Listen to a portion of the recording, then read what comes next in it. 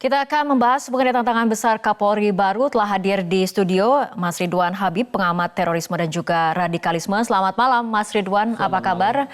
Ya, dan bergabung juga dari luar studio pemirsa anggota Komisi 3 DPR RI Taufik Basari. Selamat malam Mas Tobas. Selamat malam. Ya, kita akan awali perbincangan dari Mas Tobas terlebih dahulu. Ada sejumlah tantangan bagi Kapolri baru, diantaranya melawan radikalisme dan juga terorisme. Kenapa Komisi 3 merasa Jenderal Polisi Idam Aziz ini sosok yang tepat untuk itu? Ya, kami dari Komisi 3 telah menelusuri latar belakang dan rekam jejak dari Pak Idam Aziz, di mana Pak Idam cukup berprestasi dan memiliki kemampuan yang lengkap, ya.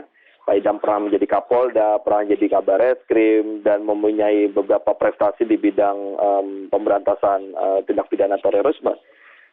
Ini yang kemudian membuat kita merasa bahwa dengan kelengkapan kemampuan dari Pak Idam mampu menghadapi tantangan-tantangan yang ke depan yang jauh lebih kompleks lagi, yang kita harapkan ada semacam pembaharuan juga di dalam tubuh Polri, terkait dengan juga keinginan Pak Idam membawa Polri ini menjadi Polri yang profesional, modern, dan terpercaya. Oke, ada kemudian yang melihat sebetulnya kualifikasi radikalisme ini seperti apa agar kemudian ukurannya menjadi jelas dan terukur serta tidak multitafsir. Ya, yang jelas begini, sekarang dari kepolisian punya tugas untuk melakukan penegakan hukum, ya. Di satu sisi juga punya tugas untuk melakukan pencegahan, ya. Jadi pencegahan juga bisa dilakukan dengan berupa pembinaan terhadap masyarakat, kemudian kemampuan intelijen keamanan, deteksi dini terhadap hal-hal yang mungkin bisa dicegah sejak awal, dan bisa juga melakukan semacam kampanye untuk deradikalisasi, menguatkan toleransi, memperkaya kebinekaan, dan sebagainya. Jadi tugas kepolisian sebagai garda terdepan yang bakal bersentuhan dengan masyarakat ini bisa banyak dilakukan oleh Polri ke depan. Dan kita berharap agar masyarakat juga bisa menyambut dari Polri ini untuk bisa membuat kita memiliki rasa aman, nyaman, dan tentram hidup di negeri kita ini. Baik, garda terdepan polisi dalam penegakan hukum dan juga pencegahan radikalisme. Mas Ridwan, artinya sebagai Kapolri baru ini harus mulai dari mana untuk kemudian menjawab tantangan mengenai pemberantasan radikalisme dan juga terorisme? Ya, saya kira Pak Idam kan lama sekali di kontra teror, ya. Beliau dulu pernah di Satgas Bom, lalu kemudian Densus 88. Lama sekali, bahkan pernah di Kapolda Sulteng memimpin operasi Tinombala. Sehingga peta gerakan dan jejaring kelompok-kelompok intoleran, radikal dalam tanda petik nih ya, ekstrim, kemudian mengarah pada terorisme, beliau sudah punya. Tinggal bagaimana memaksimalkan fungsi intelijen keamanan, terutama mencegah peristiwa terjadi. Jangan sampai kemudian sesuatu itu terjadi lalu kemudian ada informasi ke kita intelijen kecolongan gitu ya, intelijen bobol gitu. Jadi ketika kemudian jaringan-jaringan itu sudah terdeteksi, maka kemudian Kapolri dan tentu Kapintelkam bisa melakukan upaya-upaya preventif.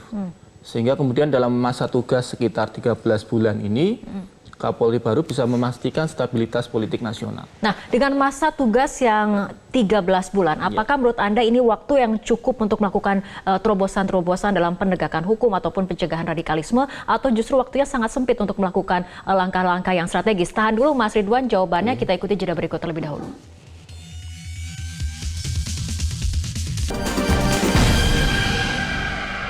Ya, kita harus membangun komunikasi, Pak Habib, terhadap umat Islam dan umat-umat yang lain itu. Tidak ada kata lain kecuali kita membangun komunikasi kepada para ulama, para habib, pesantren semua, begitu juga di kalangan yang lain. Kemudian saya ingin menggarisbawahi radikalisme itu tidak bisa diidentikan dengan Islam. Radikalisme itu oknum atau mungkin kelompok. Jadi kalau siap itu tidak bisa bilang bahwa dengan radikalisme itu lalu kita membawa atribut atau simbol agama, itu saya pikir tidak tepat. Dan ini harus kita kampanyekan kepada seluruh anggota, seluruh masyarakat bahwa itu adalah oknum. Nah, kalaupun kita penegakan hukum juga terhadap oknum, bukan terhadap simbol agama.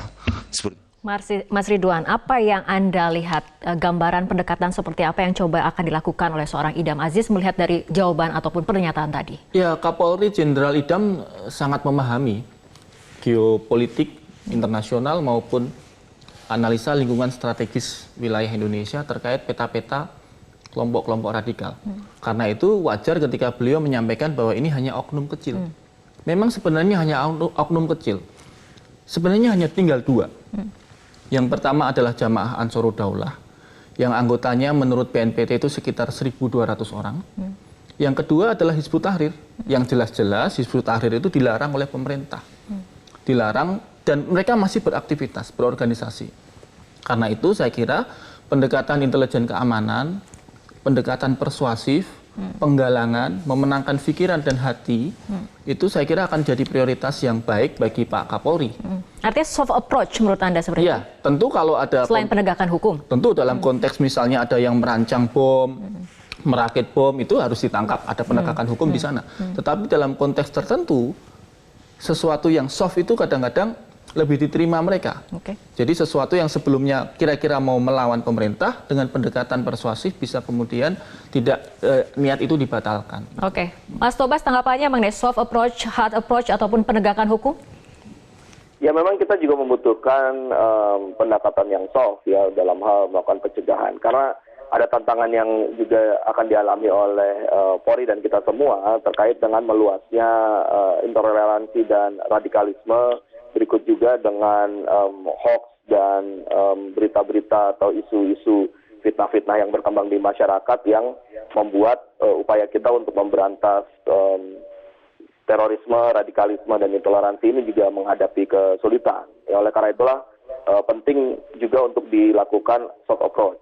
Tapi saya melihat ada satu keunggulan pada saat ini karena akan terjadi satu kerjasama yang baik ya antara pihak kepolisian dengan Kemendagri, Kemenak, dan beberapa instansi-instansi yang lain karena juga punya harapan dan keinginan yang sama untuk memberantas radikalisme dan intoleransi ini. Jadi antara pihak-pihak yang saat ini memimpin instansi tersebut, saya juga melihat Pak Idam Aziz ini juga punya hubungan yang sangat baik dan pola pikir yang sama sehingga ini bisa akan sangat berguna nanti.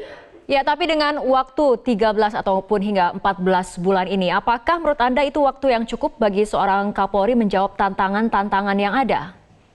Ya, tentu akan ada target jangka panjang dan target jangka pendek ya. Kalau saya melihatnya dari segi gini, ada negatif ada positifnya. Yang jangka panjang tentu kita berharap setelah Pak Idam selesai menjalankan tugasnya selama 13 bulan ke depan, itu akan dilanjutkan regenerasi berikutnya oleh Kapolri yang baru. Nah, tapi kalau saya di sisi positifnya, kita melihat justru dengan beban waktu yang sangat singkat yang dimiliki oleh Pak Idam untuk menjalankan tugas ini, akan membuat Pak Idam terpacu dan terpicu untuk bergerak semakin cepat. Bagaimana juga yang diinginkan oleh Presiden Jokowi. Jadi, apa yang dilakukan oleh Pak Idam dengan batas waktu yang sangat singkat ini akan membuat hitungannya sudah lagi hari per hari, jam per jam, dan sebagainya. Untuk memenuhi semua target-target sesuai dengan program prioritas yang ingin dicapai oleh Pak Idam Aziz sebagai Kapolri. Dan saya melihat itu sebagai hal yang positif justru. Kita akan bergerak lebih cepat lagi. Oke, Mas Ridwan, tapi tadi dilihat memang dari beban waktu ini cukup sempit ataupun singkat, tapi tadi Mas Tobas juga kemudian menggarisbawahi mengenai sinergitas antar lembaga seperti itu antara Polri dan penegak hukum yang lainnya, terutama dalam mencegah radikalisme ataupun memerangi terorisme. Ya tentu kan Pak Tito jelas senior beliau kan, mantan Kapolri, beliau menjadi Mendagri, tentu akan ada komunikasi yang baik di situ. Tapi yang juga PR mendesak dari Pak Idam Aziz justru saya kira merangkul kelompok-kelompok ormas-ormas yang selama ini dianggap radikal dalam tanda petik hanya karena seolah-olah berseberangan dengan pemerintah. Ini penting untuk menciptakan stabilitas politik selama 1 tahun ke depan mengawali kabinet yang baru ini. Ketika itu terbangun di awal tahun, ini ada siklus, biasanya kalau mau awal tahun, akhir tahun sampai awal tahun itu kelompok teror beraksi. Apalagi setelah kematian Abu Bakar al-Baghdadi. Nah, itu juga harus menjadi perhatian tuh. Desember, Natal, Mapping tahun seperti baru. ini sudah kemudian dilakukan pada masa pimpinan Tito Karnavian? Sudah, karena Pak Tito kan juga sudah punya roadmap. Dan Pak Idam juga sudah bersama Pak Tito tuh lama sekali hubungan mereka. Jadi saya kira Artinya tinggal... programnya akan dilanjutkan dengan adanya saya kira hubungan yang baik antara tinggal Pak Tito dengan Pak melanjutkan. Idam. Tentu beberapa hal yang inovasi-inovasi baru tentu Jenderal Idam punya. Dan kita juga sangat berharap perpindahan tahun ini ya, Desember, Januari, Februari berlangsung aman tanpa ada serangan teror, apalagi ISIS sudah mengumumkan khilafah barunya. Pengganti Abu Bakar al-Baghdadi ini juga harus menjadi perhatian Kapolri yang baru. Nah, perhatian Kapolri yang baru, apalagi kalau misalnya kita lihat untuk tahun depan ada Pilkada 2020 dan melibatkan sekitar 270 daerah. Ya, ini memerlukan perhatian serius bagi Jenderal Idam? Tentu terutama netralitas Polri kalau di situ nanti yang akan disoroti oleh publik. Jangan sampai kemudian ada anggota Polri bermain-main. Yang kemarin di fit and proper test kan Jenderal Idam juga sudah tegas. Kalau ada yang ketahuan akan ditindak tegas. Oke, dan dilihat dari sisi keamanan, ini juga harus menjadi salah satu prioritas yang dilakukan oleh seorang Kapolri baru. Polri punya peta konflik. Polri punya peta konflik daerah-daerah yang akan pilkada besok 2020. Di situ mulai skala merah, kuning, sampai hijau. Nah, yang jadi prioritas tentu yang skala merah. Di situ kemudian bisa dilakukan langkah-langkah pencegahan mulai dari sekarang. Teman-teman di Baintelkam punya roadmap-nya, punya strateginya, sehingga kemudian bisa tinggal dilakukan saja. Oke, baik Mas Ridwan dan juga Mas Tobas, tantangan selanjutnya yang kemudian harus dijawab oleh seorang Kapolri adalah mengenai mengedepankan tindakan preventif dan juga preemptif. Kita akan bahas mengenai masalah ini, tapi kita ikuti jeda berikut terlebih dahulu.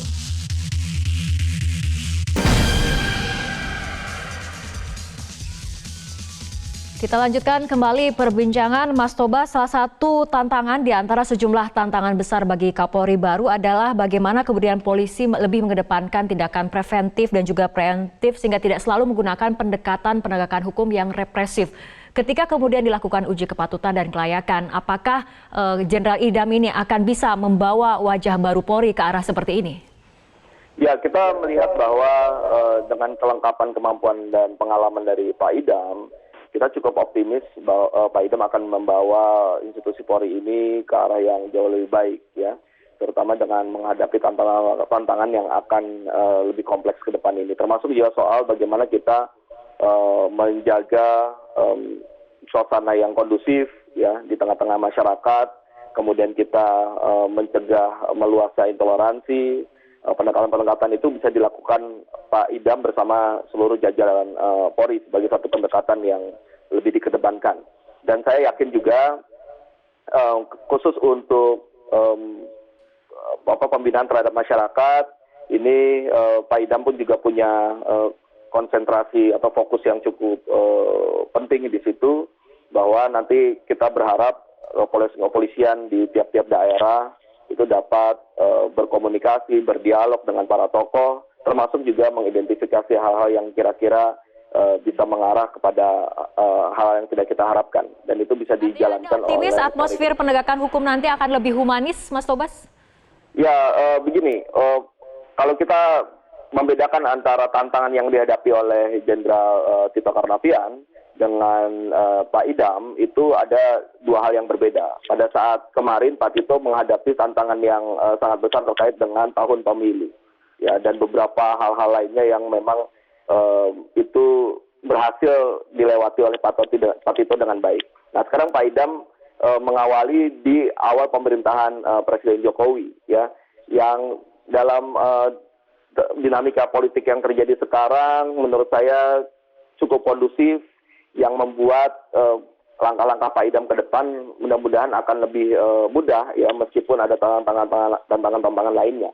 Jadi saya cukup optimis, apalagi juga dengan kemarin di dalam fit and proper test Pak Idam mampu menjawab berbagai hal yang ditanyakan oleh Komisi 3, dan kita juga melihat seluruh jajaran Polri memberikan dukungan penuh kepada Pak Idam sebagai Kapolri. Oke, baik. Mas Ridwan, mengenai wajah Polri yang penegakan hukumnya mungkin lebih humanis, mengedepankan preventif dan juga preemptif? Ya, saya kira yang belum selesai tentang tuntutan adik-adik mahasiswa ya. Pengusutan terhadap kasus penembakan di Halu Oleo. Kemudian ada beberapa juga kasus demonstrasi yang ya ada luka-luka itu harus diselesaikan. Harus ada rekonsiliasi dengan kelompok-kelompok mahasiswa.